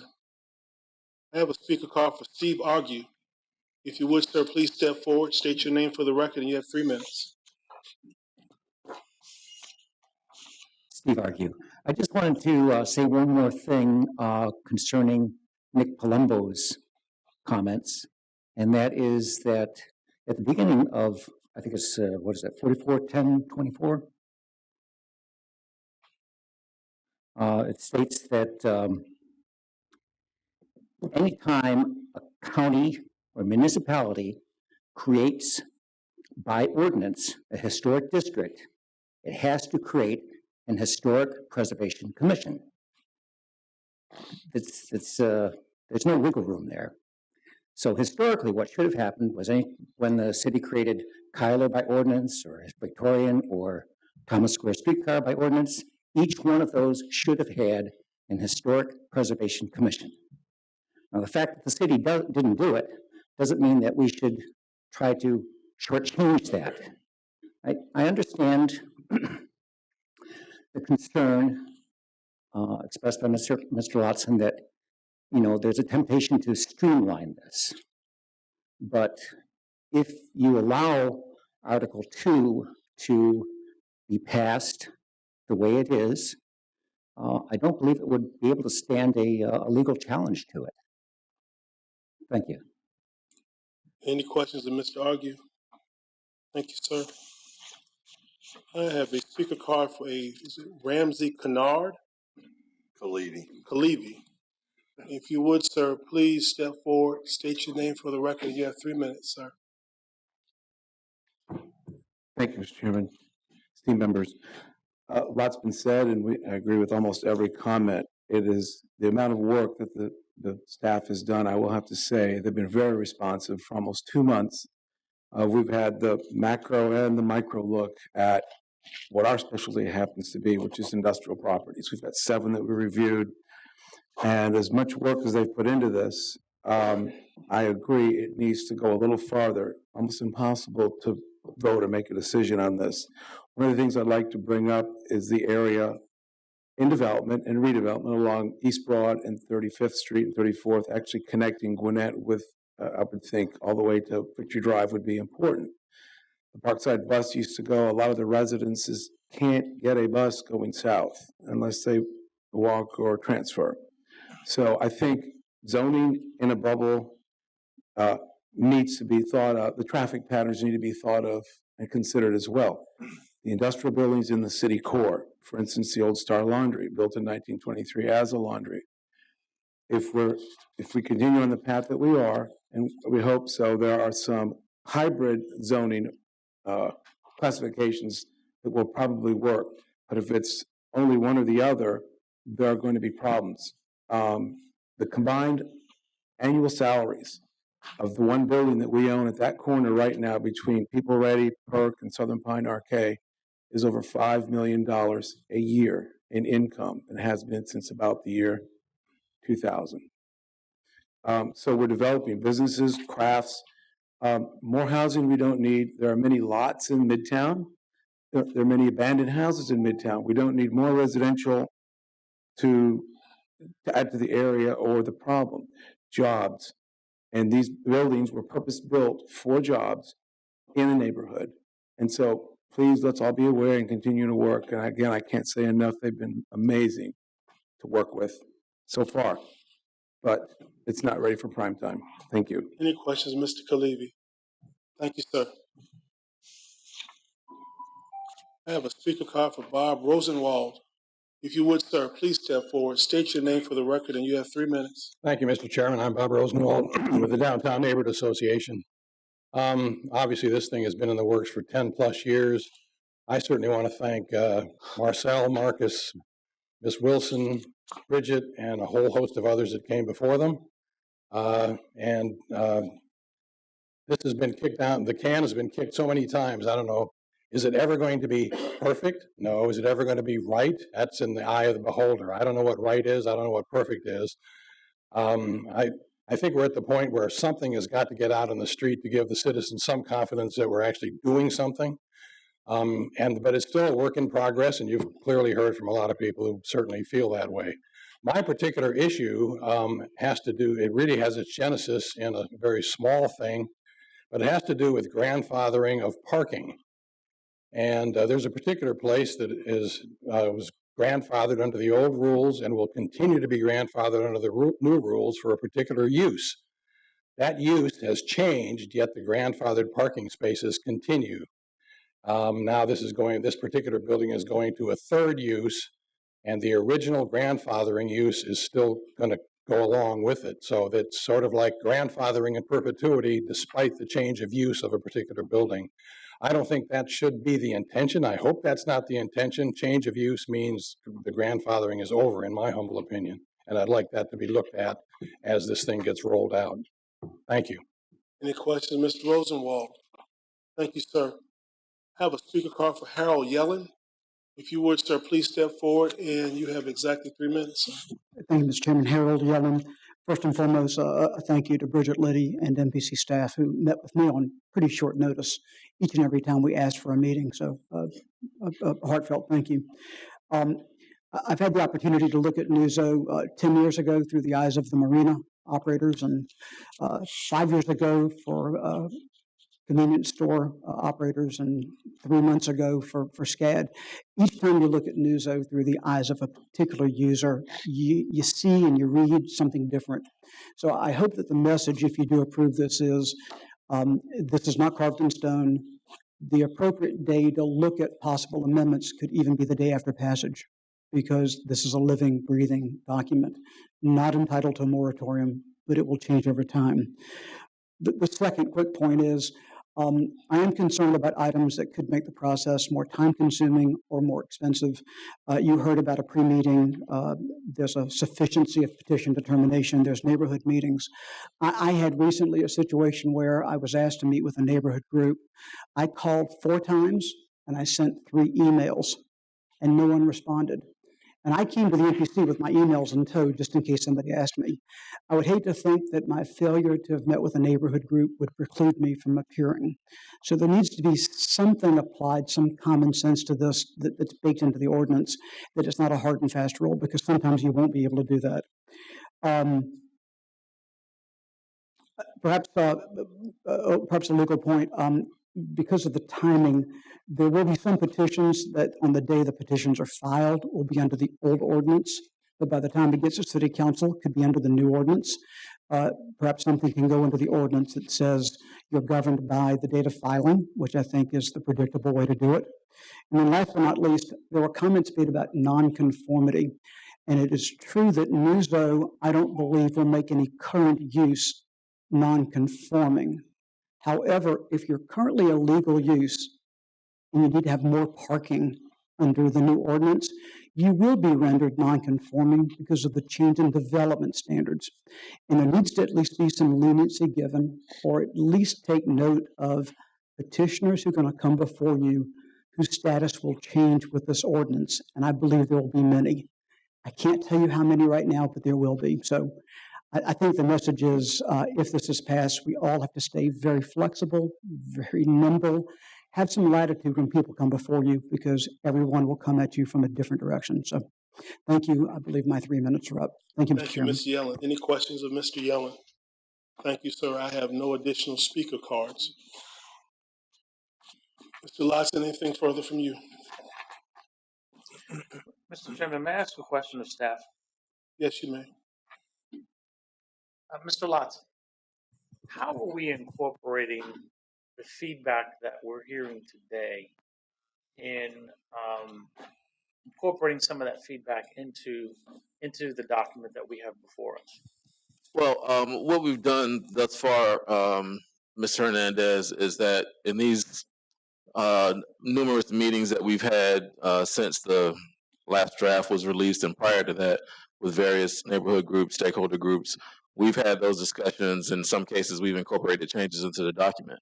As it relates to today, it's really going to be dependent upon what the commission's action is today. If this document is forwarded to the mayor and alderman, then we will have to incorporate the comments that we've taken today and make them available to the governing body for their consideration. If it's the wish of the board for us to address these questions and concerns and then come to you or to the city council with feedback and with answers to the questions and to the comments, and we could do that as well. I don't know, based on the timeline, that all those things can get answered between today and when the city council hears it under the current schedule. But we're prepared to do either, respond to these questions and comments. We've been over here taking copious notes, or bring those as information to the mayor and alderman for them to make decisions on those questions and comments that were brought up today. With respect to the feedback that we received today with potential conflicts with historic preservation, how much time do you think you're going to need to respond or incorporate some of the feedback you heard today? I think we would need to have some consultation on those issues. You know, we're doing our best as people who are not land use attorneys to, you know, make those recommendations. But I did want to say that I think there's a lot of confusion about the historic districts. So we've got, and I think it was, the point was made that at the time these districts were established, commissions should have been established at that time. What we're doing now is trying to come into compliance by getting commissions for these districts. We're not addressing the Historic District Board of Review and its authority over the historic district as it relates to the Historic Preservation Commission, which will, as written, have authority over the other 3 historic districts. So I don't know. It seemed to me that based on some of the comments that were made, there may have been a little bit of confusion about the 2 boards and the 4 historic districts that they govern. Thank you, Mr. Chairman. Mr. Branch. You know, I could be reading it wrong. You know, in the past, my understanding was that these things that we're referring to as historic preservation districts were really just overlay districts. And I'm not so sure that the historic preservation ordinance, I think it's Title 44, requires you to have a commission where you'd have an overlay district. To my knowledge, we really only have one, what I would call historic commission. But you know, I'm not city attorney, but I'd look at that because it may not necessarily require commissions where it's, and it may be the intent to just really have overlay districts and not have additional commissions over these things. That's right.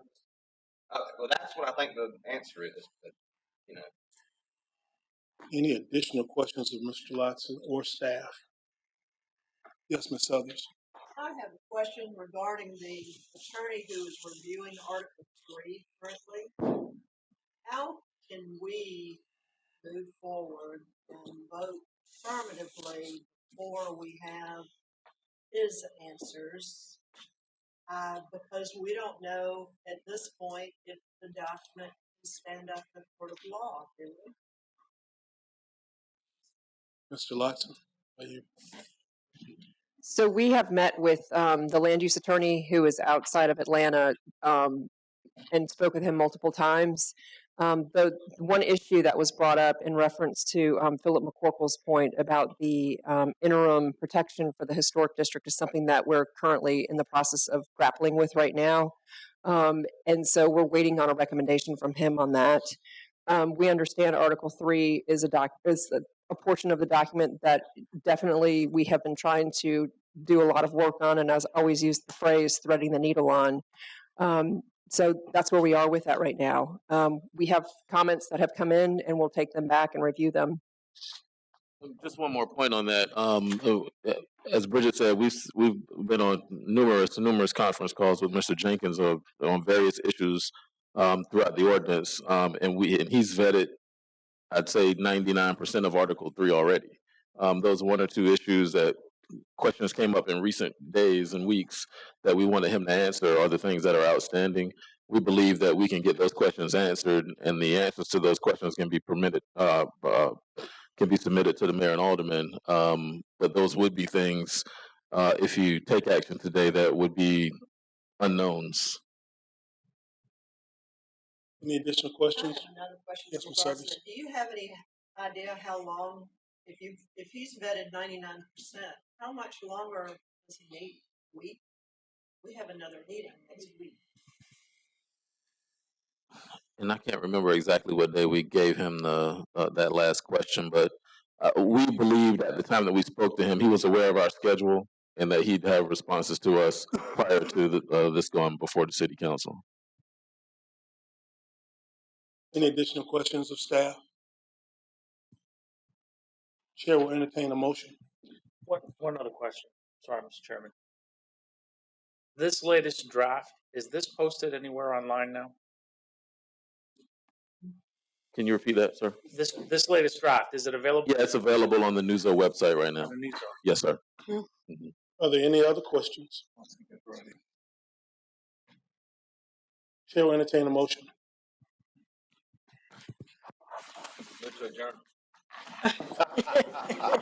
Not yet. I second that. The chair will entertain a motion. We can either approve, not approve, continue. Chair will Motion to continue, Mr. Chairman. I've got a question. No, we've got a proper motion on the table. It has been properly motioned by Mr. Smith to continue and second by Mr. Noah. Am I correct with that?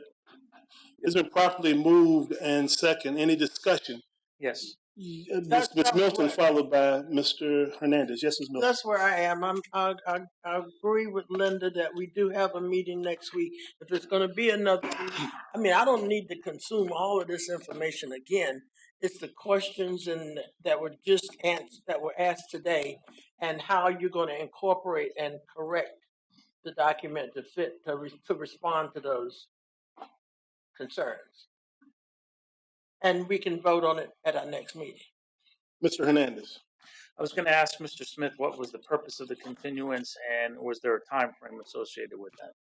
No time frame, but I mean, based on what I've heard today, there seems to be, from developers, citizens, there seems to be some inconsistencies. Obviously, this is in the city. If this was coming to, and I think eventually it will in the county, I would want that final from the attorney. And I would think that the city council, or I know my commission, would look for that and then have the local attorney verify that and say, yes, we agree. That's really my couple issues. It's been properly moved. Second. Any further discussion? Yes, Mr. Coles. Do we need a date for the continuance, or is it just continued? Mr. Lotson, I'm not, if you would address that issue quickly. Certainly be staff's preference for the planning commission to assign a date to the continuance and any further direction as it relates to would you like us to bring you back at that time. What would be our available dates for another meeting? Very quickly. We have a meeting on the 19th, the 26th. Let me ask a question. Ms. Noah, you have something? Well, I just have a question for staff. How long will it take to get those answers that we're looking for? That was a question I was going to ask Mr. Lotson. I mean, if that's 1 second, Ms. Wilson. Yes, Mr. Lotson. I was just going to answer Mr. Noah's question. I think the other issue is whether or not you'd like us to respond to questions that were brought up by the public today. And that makes it a little more. One second. 1 second. Ms. Wilson. I just wanted to at least highlight the fact that, remember, this is a recommendation. If it were to move forward, whether it is today or next week, that the city council will have, I think, 3 meetings from which this would become final, where they would still be able to get additional information if it needs to be tweaked with regards to Article 3. So I just wanted to at least highlight that. I think Marcus has responded to the question regarding Article 3 and getting the final wording from the attorney who's been doing the review of that article. But again, whether this moves forward today or next week, you know, the zoning ordinance is the ordinance that it's used to implement existing codes. And one of the things that's made this such a challenging document is that we've got different types of plans and stuff. Some are updated, some are not, and it makes it much more complex to do a document of this nature. But again, if this were to move forward, the city council will have a public meeting. They'd have first reading and second reading to address any outstanding issues. So I did want to at least bring that to your attention. Mr. Grant. We are recommending board. You know, I guess my question is, I didn't realize, are we voting on passing on approval of this recommendation of approval of this draft ordinance? Is that what we're voting on? Yes, that is what's before us, but we have a proper motion for we don't continuance. even have draft ordinance as part of our agenda packet. I mean, we've had just basically a presentation, you know, so I just, you know, might want to be careful. I mean, we haven't even had, I mean, there's no proposed ordinance draft even referenced in the minutes, really, if you look at it. So I mean, not the minutes, I mean the agenda. So and you know, I don't think that it's clear to me, if I read this agenda, that I would think that the MPC is voting on approving a draft ordinance to go to the mayor and council. I've got Mr. Manigo and Mr. Welch, and Mr. Hernandez after Mr. Welch. Regarding the passing this on, that's what we do. We don't have a final decision, guys, ladies and gentlemen. We're here to listen to the public. The public has the right to attend the city council meeting, and it's very clear. There it is. There's a timeline. If there's any other areas, they can take it up with them. This thing has been hounded for years. I've been with this board over 10 years. We should give birth to this baby quickly. Mr. Welch and Mr. Hernandez. Remember, there's a motion on the floor. Yes. And I don't think it can be answered in 1 week. You know, I don't see how that's possible. And we've been working on this 10 years. If we had to carry that into March, that's fine. But I just think 1 week's not the answer. Even though it's 1%, we need clarity on 100%. That's how I feel about it. Till we can go forward with this vote. And I'd like to see that carried after next week, not next week's meeting. Mr. Hernandez. As much as I would really like this Newzo draft to go forward to the city council, I just don't believe it's cooked yet. I think we need a little bit more work. And I know I'm stepping, you know, going out on a limb here. I am not comfortable making a recommendation to my 9 bosses based on what I have today. That's true. I barely got through the executive summary, and I need to spend a little bit more time with it. I need to digest a lot of the information that I heard here today, so I'm not comfortable moving this forward. I would support continuing it for 30 days or so. I'd rather bring a product back to city council that I think that we can all stand behind, whether we prove it or deny it. But I think if we all think that it's just not a final product yet, I don't think that we can realistically make a recommendation to city council. Mr. Wildwoody. With respect to Mr. Corporal and Mr. Yellen, a neighborhood meeting is required, and there's a notice for a neighborhood meeting, and there is no time frame that really identifies how long this neighborhood meeting has to occur before, nor requirement that says, okay, I've made the effort, nobody's responded. And if there is no response, then effectively the neighborhood could block the development from moving forward because they essentially don't respond. And therefore, my question is that, number one, part of Article 3 is to create timelines in which if there is a neighborhood meeting to occur and nobody responds to it, and you can't have a neighborhood meeting because either you're being ignored or nobody has an interest, but you try. At what point can you say, okay, you've made your efforts, we can move forward? Is that part of Article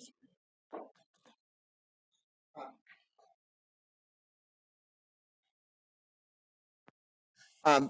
One of the things that I've given the staff and have suggested is an affidavit, which basically shows that the developer or the applicant has made an effort to deal with having neighborhood meetings. I know that it's used in other communities where there's a requirement for some type of outreach to the neighborhoods.